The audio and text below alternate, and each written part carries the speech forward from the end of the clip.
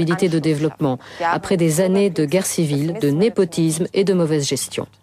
L'Algérie est ainsi devenue aujourd'hui un gigantesque chantier. Les projets existent, mais les hommes capables de les mener à bien font défaut. En d'autres termes, la grande majorité des Algériens ne peut participer à l'essor économique de son pays, faute d'avoir reçu une formation adéquate. Un reportage de Rim Matlouti.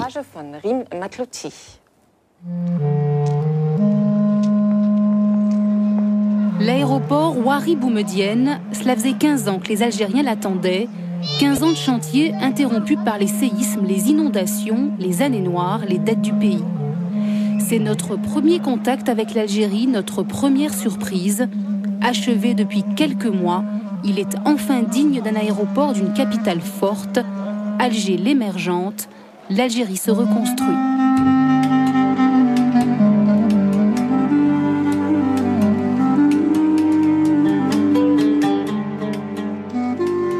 Avec 70 milliards de dollars de réserves de change, soit 3 ans d'importation, l'Algérie affiche une santé financière insolente.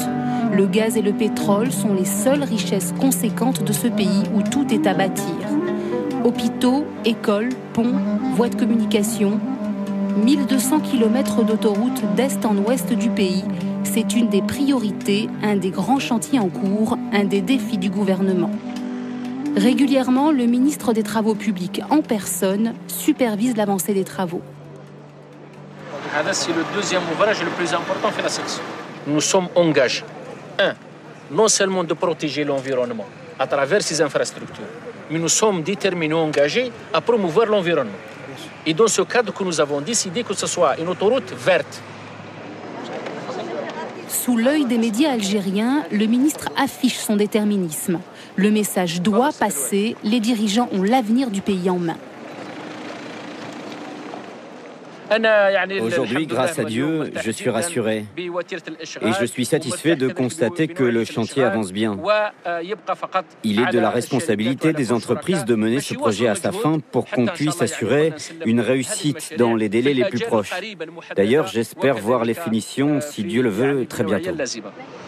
Le problème n'est pas de lancer des travaux, mais de les achever, de respecter les délais et de trouver les compétences nécessaires. C'est là que le bât blesse. Les experts manquent, les entreprises du bâtiment algériennes ne sont pas capables de se hisser au niveau des projets d'envergure. Pour preuve, depuis des années, Alger est un chantier à ciel ouvert inachevé. Le métro d'Alger, plus personne n'y croit. Il avance à son rythme.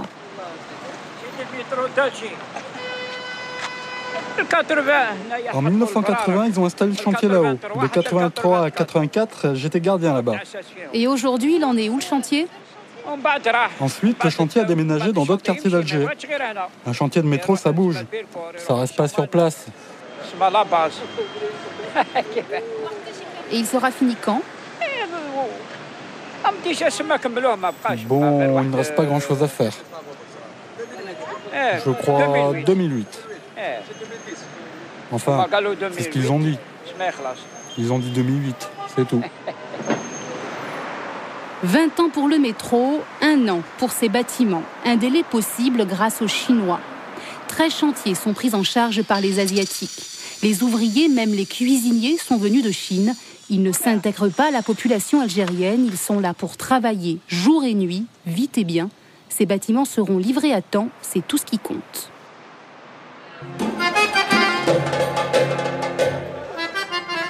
À quelques mètres des ouvriers asiatiques au travail, Bellecour, un quartier populaire. Dans les rues, on trouve de tout. Chacun gagne sa vie comme il peut. Louahab a essayé de travailler avec les Chinois, en vain. Aujourd'hui, comme la plupart des Algériens, il bricole. Les gens s'en sortent comment ici ? Ils travaillent, normalement. De toute façon, il faut bien se débrouiller. Regarde, il y a une nouvelle vague par exemple, là. Les gens maintenant, ils vendent des fruits, des légumes dans les camionnettes. C'est un marché ambulant, ils se déplacent. Viens, on va voir par là. C'est combien les patates, mon frère? 70 dinars. C'est cher pour un Algérien. Bah oui, c'est cher. Pourquoi 70 dinars? 60 dinars un kilo de patates. Alors, si tu veux acheter autre chose, par exemple un bidon d'huile, Bon, ça fait un moment que je ne suis pas allé au marché. C'est 300 environ ou 370.